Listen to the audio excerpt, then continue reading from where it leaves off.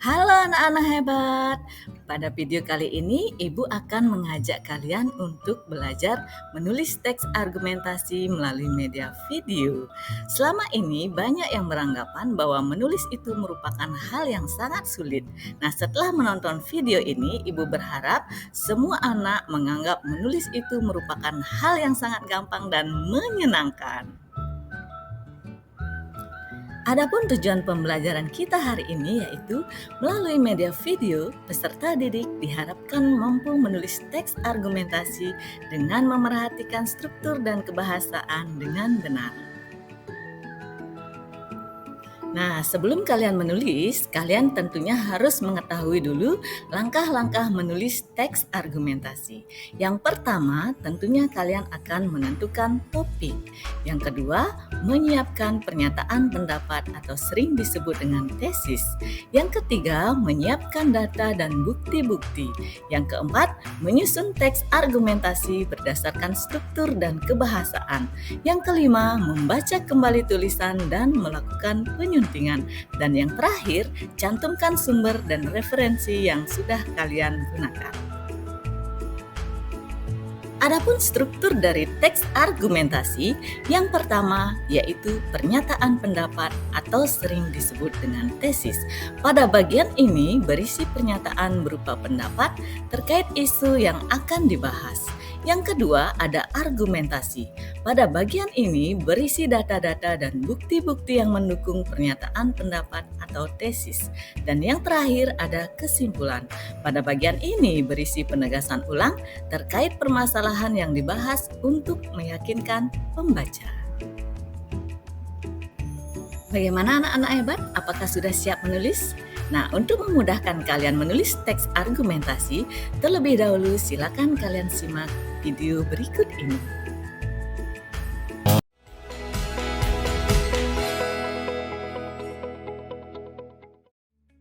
Hai semua, ketemu lagi sama aku Luna. Selamat datang di channel Ngomongin Uang.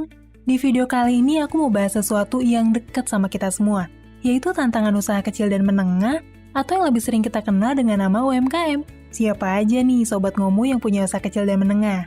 Buat Sobat Ngomu yang punya usaha kecil, misalnya nih kayak toko kecil, kedai, home industry, jualan online, atau bisa juga punya usaha jasa, kalian semua adalah pahlawan ekonomi Indonesia. Karena menurut data dari Kementerian Koperasi dan UMKM, pelaku usaha kecil dan menengah ini nyumbang 61% PDB kita di tahun 2020.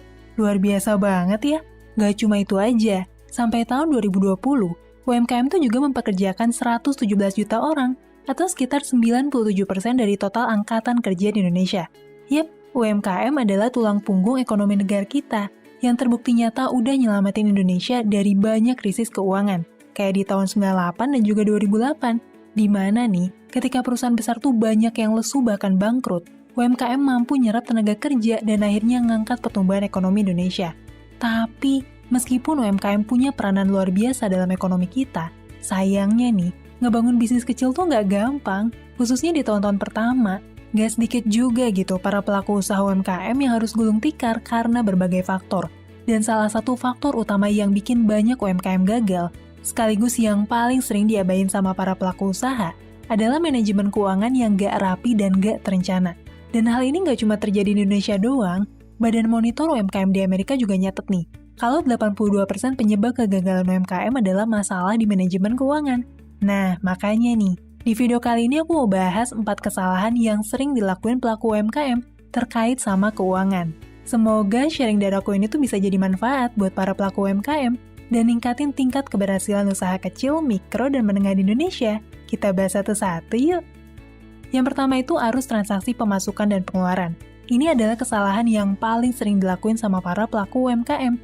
Nyatet pemasukan atau pengeluaran usaha mungkin kesannya tuh tugas administrasi yang ribet gitu dan malesin juga buat dilakuin. Akhirnya banyak yang cuma nyatet asal-asalan dan gak rapi, atau bahkan cuma pakai ingetan doang. Nah, sebetulnya kebiasaan buruk ini bisa berujung fatal kalau misalnya dibiarin berlarut-larut. Emangnya kenapa sih para pelaku usaha tuh sebaiknya harus disiplin nyatet pemasukan dan pengeluaran? Karena kalau misalnya ini nggak dilakuin, kita jadi nggak tahu posisi keuangan bisnis tuh ada di mana. Berapa sih total penjualan dan keuntungan tiap bulan? Berapa sisa utang piutang? Sampai berapa sih sisa persediaan barang? Padahal dengan kita tahu kondisi keuangan usaha kita jadi bisa punya pertimbangan bisnis yang lebih baik. Apa bisnis sudah berjalan dengan cash flow yang sehat? Apa cash flow tiap bulan tuh bisa nutup semua biaya operasional, utang, dan lain-lain? Atau jangan-jangan nih, ternyata ada sumber pengeluaran besar yang nggak terdeteksi? Atau bisa jadi ada peluang penjualan produk yang keuntungannya tinggi, tapi justru nggak kita maksimalin? Kalau kita nggak nyatat arus transaksi keluar masuk keuangan bisnis kita tuh jadi nggak bisa bikin keputusan bisnis yang tepat. Bahkan bisa jadi kita tuh nggak tahu gitu, kalau bisnis kita ini kondisinya lagi untung atau rugi. Oke, sekarang kita lanjut nih ke masalah kedua, yaitu nggak misahin kekayaan pribadi sama aset usaha. Nah, seringkali pelaku usaha tuh bayar kebutuhan pribadi pakai uang bisnis, padahal itu tuh nggak ada kaitannya sama aktivitas bisnis. Misalnya nih, kebutuhan makan sehari-hari atau biaya sekolah anak. Langsung dibayar gitu aja pakai uang dari hasil usaha dari kasir. Kebiasaan ini bikin pencatatan keuangan jadi makin rancu dan bikin bingung. Mungkin ini kesannya sepele banget, tapi kebiasaan nyampurin keuangan pribadi sama keuangan usaha bisa bikin pelaku usaha nggak punya gambaran seberapa besar sih beban usaha mereka. Soalnya tuh udah tercampur aduk gitu sama pengeluaran pribadi dan juga keluarga. Gak jarang nih, ini tuh jadi sumber masalah yang bikin UMKM nggak bisa bayar tagihan biaya operasional dan utang.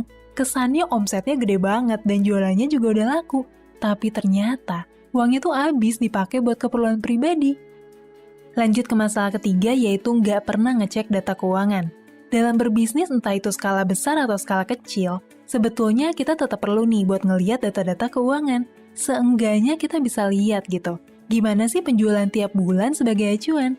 Misalnya ketika masalah di persediaan yang cepat habis, kita perlu mastiin juga ketersediaan anggaran buat nyetok barang lagi. Dan kesalahan yang terakhir adalah metode buat nyatat keuangannya masih manual dan belum manfaatin teknologi. Aku ngerti banget ya, nyatet pemasukan dan pengeluaran itu malesin banget. Apalagi harus ngitung-ngitung laba rugi tiap bulan.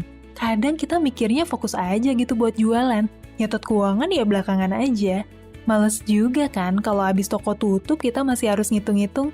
Nah, semua itu emang ribet kalau misalnya kita masih nyatet semuanya tuh manual di buku. Kita harus ngitung manual semua laba. Belum lagi jadwal tagihan utang piutang yang sering geser-geser. Kalau mau cari datanya gimana? Ya harus ngitung manual lagi dan makan waktu lama. Padahal di zaman sekarang ini, udah ada aplikasi pencatatan keuangan praktis yang khusus dibikin buat UMKM. Sayangnya mayoritas pelaku UMKM tuh masih belum aware sama teknologi dan juga aplikasi-aplikasi yang bantu pencatatan uang ini. Jadinya masih mikir kalau nyatet keuangan usaha tuh makan waktu banyak abis toko tutup.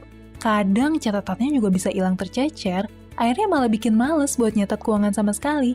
Oke, buat kamu yang penasaran sama rekomendasi aplikasi gratis buat nyatet keuangan, aku sebetulnya lihat ada beberapa nih.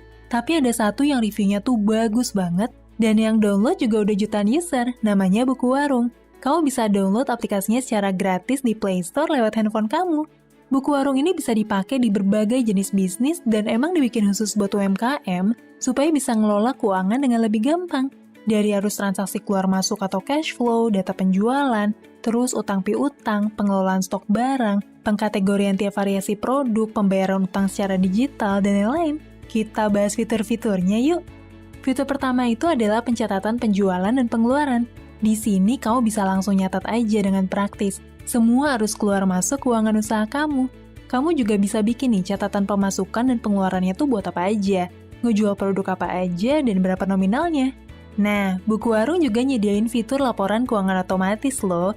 Jadi setelah kamu tuh nyatat keuangan kamu, Buku Warung bakalan ngitung secara otomatis total pengeluaran, pemasukan, dan juga keuntungan kamu. Kamu udah dapat laporan keuangan yang rapi banget. Bisa dilihat harian, mingguan, atau bulanan. Kamu juga bisa download laporannya dalam bentuk PDF atau Excel. Sekarang kamu nggak perlu pusing lagi tuh ngitung-ngitung buat nyusun laporan keuangan. Karena Buku Warung udah otomatis nyusun laporannya buat kamu. Buat kamu yang sering kerepotan ngurus stok, Buku Warung juga punya nih fitur manajemen stok produk buat kamu. Di fitur ini kamu bisa nyatet stok produk apa aja yang kamu punya beserta jumlahnya. Kamu juga bisa nyatet harga jual dari masing-masing persediaan barang yang kamu punya. Fitur ini bikin manajemen stok jadi lebih gampang, karena kamu juga bisa ngatur nih pengingat stok menipis di jumlah tertentu yang kamu mau. Jadi kalau misalnya jumlah stok kamu udah mencapai batas minimum, bakalan muncul peringatan kalau stok kamu udah menipis. Jadi kamu bisa ngatur pembelian stok baru lagi tanpa perlu nunggu stok barang habis. Selain itu, Buku Warung juga punya fitur catat dan tagih praktis utang pelanggan. Fitur ini cocok banget buat kamu yang sering lupa dan juga ribet gitu nagih utang pelanggan. Jadinya pemasukan kamu nggak maksimal deh. Kalau pakai Buku Warung, kamu bisa nih nyatet utang dan ngatur pengingat tanggal jatuh tempo. Fitur ini juga terhubung sama kontak di handphone kamu. Jadi, kamu bisa ngirim tagihan secara otomatis lewat chat WhatsApp, lengkap sama link pembayaran. Lewat link itu, pelanggan kamu bisa bayar nih utang antar bank atau dompet digital bebas biaya admin. Gak perlu tatap muka, aman, dan semua itu praktis banget buat dilakuin. Hebatnya lagi, kapasitas penyimpanan data di Buku Warung itu nggak terbatas. Jadi, kamu nggak perlu takut tuh kehabisan kapasitas, dan kamu bisa nyimpen semua data-data keuangan kamu di platform ini. Jadi, teknologi sekarang udah mempermudah operasi keuangan bisnis kamu, sekaligus bisa ngasih pencerahan tentang kondisi keuangan usaha kamu lewat data-data transaksi yang kamu catat di aplikasi ini. Nah, sekarang kamu udah tahu kan, kalau pencatatan keuangan usaha udah nggak perlu ribet lagi kayak dulu. Perkembangan teknologi udah mempermudah kita buat ngelakuinnya dengan lebih efisien. Oke, semoga sharing dari aku bisa bermanfaat buat kamu ya. Buat sobat ngomo yang punya usaha kecil dan menengah, ceritain dong gimana aja sih jatuh bangun dan tantangan dari usaha kamu. Siapa tahu ada yang bisa bantu kasih solusi atau bisa jadi partner bisnis juga. Sampai ketemu lagi di video selanjutnya. Tetap di channel Ngomongin Uang, karena ngomongin uang gak ada habisnya. Halo anak-anak hebat, terima kasih sudah menonton video ini sampai selesai. Kegiatan selanjutnya yaitu menulis teks argumentasi. Ingat, pembelajar kreatif adalah ia yang mau menulis. SMK bisa, SMK hebat.